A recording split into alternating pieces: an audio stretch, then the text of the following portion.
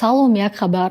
айбдоркунандаи давлатӣ ба Сайфулло Азимов гумонбари асосии қатли модар ва се фарзандаш дар ноҳияи рӯдакӣ ҳукми абад хостааст. Дар ин бора як манбаи огоҳ аз мурофиаи додгоҳ ба Азия Плюс хабар дода гуфт, мурофиа рӯзи 3 декабр дар додгоҳи олии Тоҷикистон баргузор шудааст.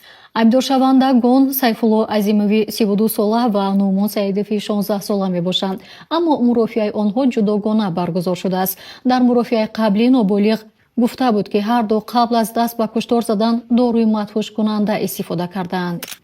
Нуъмон Саидов дар додгоҳ ба гуноҳи худ иқрор шуда гуфтааст, ба Шаҳло Назарова, модари оила, 17 корд ва Ҳабиба Иброҳимова, духтари 17 сола, 16 корд задааст.